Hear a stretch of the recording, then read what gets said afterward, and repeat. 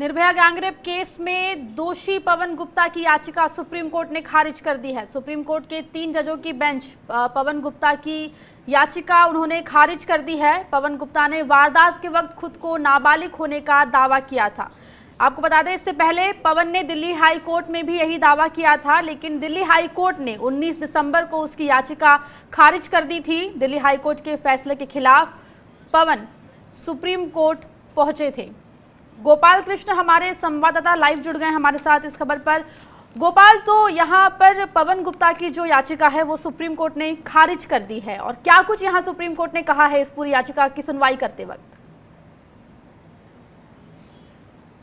देखिए आकांक्षा, कोर्ट ने अपने फैसले में साफ कहा है कि पवन गुप्ता बार बार यही दलील देता रहा है कि वो नाबालिग है, और इससे पहले 2013 में भी मजिस्ट्रेट ने उसकी अर्जी को खारिज कर दिया था। उसके बाद यह मामला हाई कोर्ट गया था। हाई कोर्ट ने भी उसी बिना पर खारिज किया था। वहाँ भी सर्टिफिकेट पेश किया गया था, और वही सर्टिफिकेट सुप्रीम कोर्ट में भी पेश किया गया था। जब इस मामले में पुनर्विचार याचिका दायर किया गया था, पुनर्विचार याचिका पर सुनवाई हुई थी, उस दौरान भी इस बात को दोहराया गया था। इसलिए अब इसमें कोई नई जानकारी नहीं है और नए तथ्य नहीं है कि इस पर विचार किया जाए, और यही कहते हुए कोर्ट ने उसकी इस मांग को ठुकरा दिया है। हालांकि पवन गुप्ता के वकील एपी सिंह ने कहा कि पवन गुप्ता का जन्म 10 अक्टूबर 1996 को हुआ है। 17 साल 1 महीने का था जब यह हादसा हुआ था, और उस समय वह नाबालिग था, लिहाजा इसे फांसी नहीं मिलनी चाहिए। इससे नाबालिग होने का जो सबूत है उसको ध्यान में रख करके कोई फैसला सुप्रीम कोर्ट दे। लेकिन सुप्रीम कोर्ट ने साफ कहा है कि जब इस मामले में जांच हो चुकी है और बार बार एक ही दलीलें दी जा चुकी हैं, तो फिर इसमें कोई नई जानकारी कहाँ है कि हम इस मामले में कोई अपना जो फैसले है उसमें तब्दीली करें। कोर्ट ने कहा कि अब बदलाव का समय नहीं आ गया है। अगर इस तरीके से अर्जी दाखिल होती रही तो ये अंतहीन होगा, इसका कोई अंत नहीं होगा। इसलिए एक ही दलील बार बार नहीं दी जा सकती है, और यही कहते हुए पवन गुप्ता की इस मांग को कोर्ट ने खारिज कर दिया है। जी गोपाल, यहाँ पर ये जानना चाहेंगे कि जो याचिका है वो खारिज हुई है, क्या इस फैसले का अब कोई असर डेथ वारंट की डेट पर पड़ेगा, या डेथ वारंट की जो डेट है वो एज इट इज रहेगी?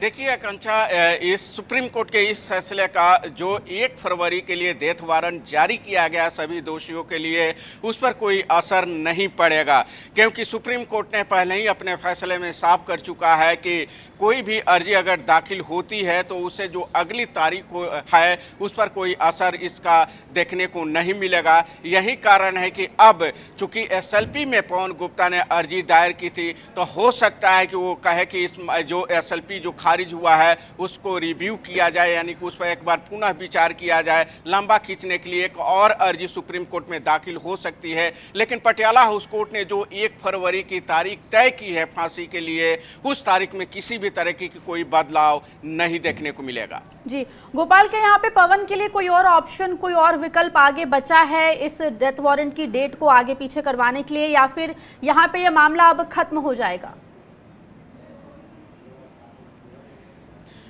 देखिए आकांक्षा, जिस तरीके से जो दोषी के वकील हैं वो बार बार अर्जी दायर हो रहा है, और जिस तरीके से जो हमारा जो कानून है जो यह कहता है कि अगर किसी को फांसी की सज़ा हुई है और उसके पास लीगल रेमेडी है तो उस लीगल रेमेडी का वो इस्तेमाल करेगा, तो अभी भी इन सब के पास क्यूरेटिव का ऑप्शन बचता है। हालांकि वो चाहे तो जो आज स्पेशल लीव पिटीशन जो उसके खारिज हुई है उसके लेकर के भी रिव्यू फाइल कर सकता है लंबा खींचने के लिए। लेकिन इसके बाद उसके पास जो विकल्प के तौर पर जहां तक सवाल है तो क्यूरेटिव पिटीशन है। क्यूरेटिव अगर खारिज हो जाता है तब दाया याचिका यानी कि राष्ट्रपति के पास भेजा जाएगा। राष्ट्रपति अगर खारिज कर देते हैं तब जिसकी अंतिम दाया याचिका खारिज होगी तब से लेकर के 14 दिन तक का समय मिलेगा इन लोगों को अंतिम मुलाकात करने के लिए, और बाकी जो इनके पास प्रॉपर्टी है उसे दूसरे के नाम करने के लिए उसके बाद इन्हें फांसी पर लटका दिया जाएगा। लेकिन आने वाला जो 1 फरवरी है उस दिन बहुत कम संभावना है कि इन चारों को फांसी हो पाएगी।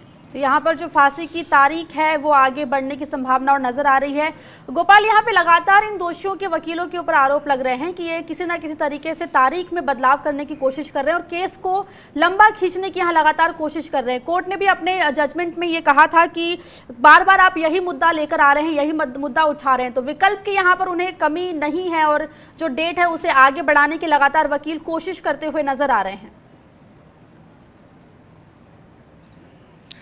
देखिए आकांक्षा, निचली अदालत हो, हाई कोर्ट हो या सुप्रीम कोर्ट हो, जब भी ये नई अर्जी दाखिल होती है, कोर्ट यही कहता है कि आप इस मामले को लंबा खींचने की कोशिश कर रहे हैं, आप बाधा डाल रहे हैं, आप नहीं चाहते हैं कि इसे जो अंतिम मुकाम पर पहुंचाया गया है उसको अंजाम दिया जाए। आज सुप्रीम कोर्ट भी इस बात को कई बार दोहरा चुका है। उसके बावजूद भी जो इनके वकील हैं वो चाहते हैं कि हर तरह से जो लीगल रेमेडी है, जो चीज़ें हैं उसको अपनाया जाए, किसी भी तरीके से बचाने की कोशिश कर रहे हैं। लेकिन चूंकि निचली अदालत से लेकर के सुप्रीम कोर्ट तक ने फांसी की सजा पर मुहर लगा दी है, मुकेश कुमार की दया याचिका खारिज हो गई है, तो अब जो भी विकल्प बचा हुआ है सिर्फ एक फॉर्मेलिटी है।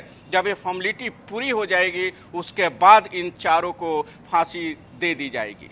जी गोपाल, बहुत बहुत शुक्रिया तमाम जानकारी हम तक पहुंचाने के लिए।